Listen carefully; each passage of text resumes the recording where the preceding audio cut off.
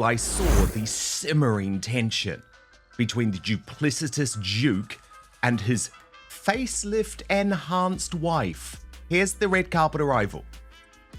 On a priority list. I feel fortunate that our children are... It started like any other lazy afternoon scroll, the kind where your thumb moves faster than your brain. But then, one video stopped everyone cold. A grainy 2-minute TikTok clip, posted by a woman no one had heard of before. Make that go away.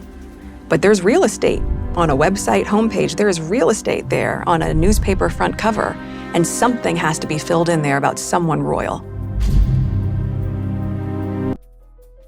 No filters, no flashy edits, just shaky lighting, a nervous smile, and one sentence that would flip the internet on its head. I've held this in for years. The woman's name was Laya, a former classmate from Immaculate Heart High School, where Meghan Markle spent her teenage years. And according to her, the version of Meghan we've all come to know, the humanitarian, the duchess, the victim of royal cruelty, wasn't the Meghan she remembered at all. Within minutes, the clip spread like wildfire.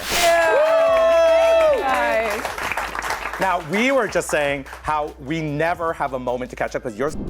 It started small, a few curious comments, a handful of reposts. Then suddenly, the algorithm picked it up. By nightfall, it was everywhere. High School Meghan began trending. People were stitching the video, dissecting every word, every blink, every nervous laugh, because it wasn't just what she said, it was how she said it. You could tell she'd been holding on to this for a long time. And when she finally spoke, she didn't sound bitter. She sounded tired, like someone who'd been watching a very different story play out for years and couldn't stay silent any longer. She talked about the old days, the yearbooks, the classrooms, the cliques. She hinted that Meghan wasn't the shy, quiet outsider she's always described herself as, that behind the smiles and the charm, there was something else, something calculated, and that was all it took. A single 2-minute clip to reopen a royal wound the internet thought had finally healed. The thing about it is that it is so much worse than we could reasonably have expected. Now that... By midnight, people were already connecting dots, digging up old interviews, and making side-by-side comparisons of Meghan's old stories versus what Laya claimed. The gossip channels went into overdrive. Even the royal analysts, the ones who had gone quiet since the Oprah fallout, were suddenly back on camera, their eyes practically glowing. Because this wasn't some random troll or tabloid writer. This was someone who said she knew Meghan, before the fame, before the prince, before the palace. And her tone wasn't angry. It was familiar, the kind of tone that says, I wish it hadn't come to this. Still, as the clip hit millions of views, one question began to echo across the internet. Why now? Why would a high school friend who'd stayed silent for years suddenly speak out? And on TikTok, of all places. Was it guilt, revenge, or was she pushed by something or someone behind the scenes? No one knew. But one thing was clear, this wasn't going to be another fleeting viral moment, because the story Laya hinted at wasn't about friendship or jealousy. It was about a version of Meghan Markle the world had never met, and what she said next would turn a simple video into a royal firestorm. Which is securely tucked away on a private, gated street.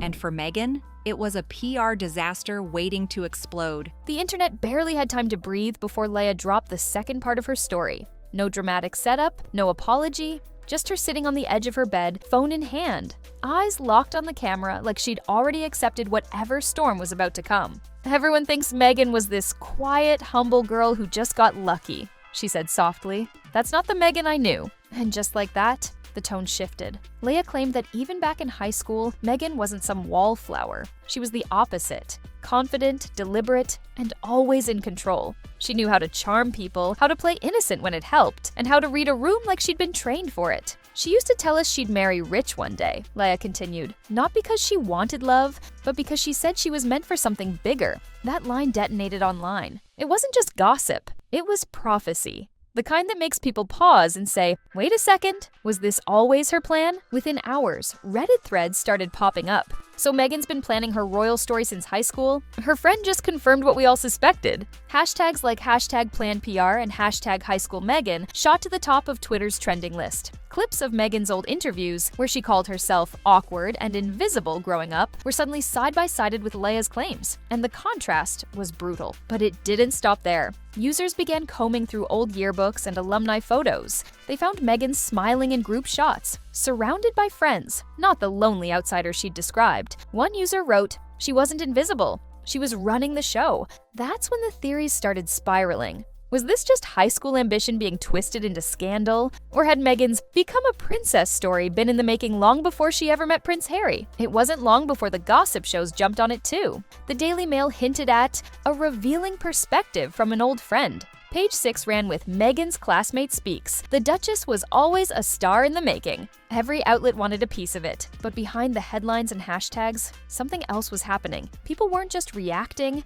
they were choosing sides. Half called Laya brave for speaking up. The other half called her a liar chasing clout. I put myself at risk for that, but I will continue on with a life of public service.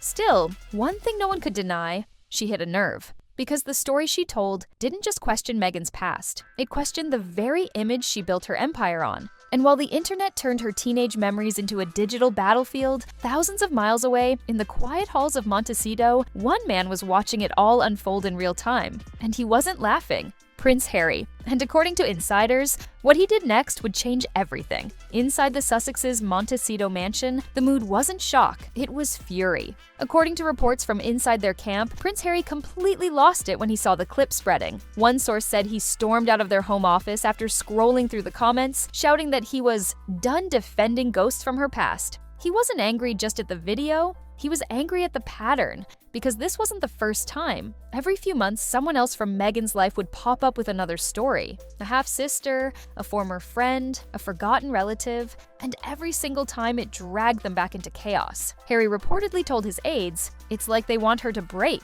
but others said his frustration ran deeper than that. He felt blindsided.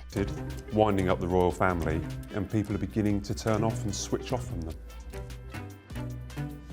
No, I think we should break. He couldn't understand why this kept happening, why Meghan's past never seemed to stay buried. And the timing couldn't have been worse. Just days before, Meghan had been on the cover of a major lifestyle magazine, smiling, glowing, preaching about authenticity and growth. The headline read, "From girl next door to global humanitarian." Now, that glossy cover was being shredded apart by a 2-minute TikTok. The contrast was brutal. The woman preaching humility was now being accused of rehearsing her future fame in high school, and whether it was true or not, perception is power. And Meghan was losing it fast. By the end of the day, the clip had been downloaded, re-uploaded, and analyzed frame by frame. Harry's team reportedly tried to ignore it, but the silence made it worse. Every hour they said nothing, the story grew legs. And by the next morning, it wasn't just trending, it was international news. But the nightmare was only beginning, because Laya wasn't finished. 24 hours later, Laya posted again. This time, she didn't look nervous. She looked confident. "People think I'm doing this for clout," she said. "I don't want attention, but I'm tired of pretending that what we saw was real." In this second clip, she doubled down. She said Meghan used to practice interview answers in front of friends, that she'd fake smile in the mirror to see which side of her face photographed better, and that she'd once said, half joking, half serious, "I'll be famous one day, you'll see." The internet went into overdrive. Clips of Meghan's old red carpet moments were now being edited with Laya's words layered over them like eerie narration, before Harry started trending. Even royal reporters who had gone quiet since the Oprah interview came crawling back, sniffing blood in the water. And when major outlets, Page 6, The Mirror, Entertainment Tonight, started running the story, the damage became unstoppable. Behind the scenes, Meghan's PR team was scrambling. They reportedly reached out to journalists, calling the story unverified gossip. But that only made things worse. Because when you try to silence the internet gets louder. Suddenly, everyone assumed there was something to hide. The story shifted from gossip to conspiracy. People started asking, why is Meghan trying so hard to shut this down if it isn't true? And by the end of the night, another hashtag was trending, #WhatIsSheHiding? But Laya wasn't done stirring the fire. She hinted she had proof. Screenshots, emails, maybe even old yearbook notes. And that's when the story exploded into something much bigger than a viral clip. The following morning, a journalist from The Times confirmed they had reached out to Laya for comment. Her response was simple, "I'm not done talking." And that one line set social media on fire. Because if she really did have proof, receipts, photos, messages, then this wasn't gossip anymore. It was evidence. People begged her to leak everything. Others warned her not to, calling her cruel for tearing down another woman's life. It became a cultural war between those who thought Meghan was a manipulator and those who saw her as a victim of constant attack. But for Meghan and Harry, it was personal. Every endorsement, every PR campaign, every podcast deal now hung in the balance. Her new brand, as ever, was already under pressure after disappointing reviews. And now this, a teenage friend threatening to dismantle everything she'd built. Harry reportedly snapped. According to Palace insiders, he shouted during a call with advisors, "Why can't they just stop coming for her?" But one royal commentator summed it up perfectly. When you build your fame on your story, the world feels entitled to it. And that's when things took an even darker turn. 3 days after the original clip, Laya went live. No filters, no edits, just her sitting in front of the camera, ready to set the record straight. "I don't hate Meghan," she began, "but people deserve to know who she really was. She wasn't kind to everyone. She wanted power. She chased it." Boom. That line hit like a thunderclap.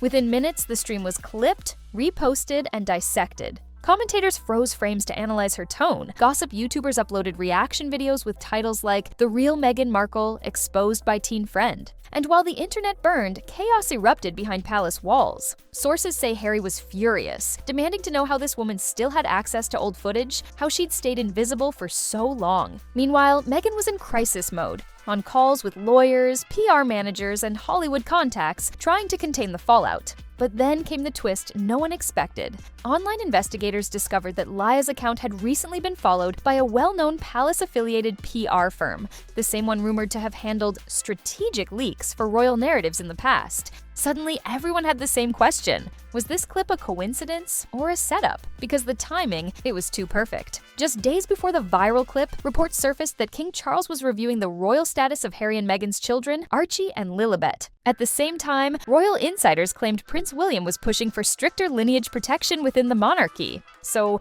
when Laya's clip dropped, the timing felt almost surgical. Was this an orchestrated takedown, or the universe finally catching up with Meghan's narrative? Behind closed doors, Meghan reportedly spiraled. She barely slept. She spent hours calling media allies, begging them to redirect the conversation. One insider claimed she even reached out to a former talk show host for a sit-down interview, hoping for sympathy. But the host's team turned her down, saying the public had moved on. So Meghan decided to take matters into her own hands. She recorded an emotional video from her Montecito home, makeup-free, teary-eyed, speaking about how painful it is to see people twist your past. She ended with a line that was clearly designed to be powerful. If you spend your life trying to fit into someone else's idea of who you should be, you'll never be free to be who you really are. But instead of inspiring people, it backfired. Viewers called it manipulative, overacted, and another PR stunt. The clip racked up millions of views, but not the kind she wanted.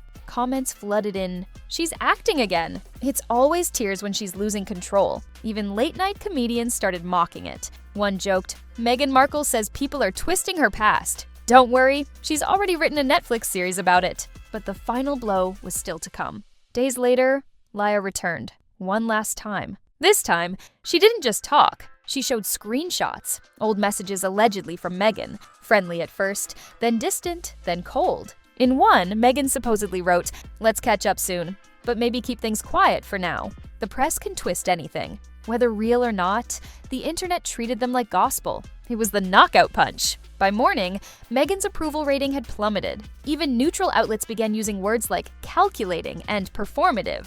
For Harry, it was breaking point. Friends close to the couple said he finally started questioning everything. Not the love, but the chaos. Every time they tried to control the story, it somehow blew up worse than before. One palace aide described it bluntly. Maybe it's not the press. Maybe it's the truth catching up. And while Meghan went dark, no sightings, no statements, no posts, speculation filled the silence. 2 weeks later, she reappeared online with a teaser for her new project, a documentary about fame, friendship, and being misunderstood. It didn't name names. It didn't reference the clip, but everyone knew. Still, something was different this time. The world wasn't rushing to defend her. Not like before, because after years of emotional interviews, explosive confessions, and endless comebacks, people had grown skeptical. And whether or not Laya's story was true, it had already done its job. It cracked the image. It made people look twice. Because when the world starts to believe the performance more than the person, the curtain never really closes. The royal narrative was shifting again, and this time, not in Meghan's favor. As one British columnist put it best, "You can run from the crown, but you can't outrun the truth."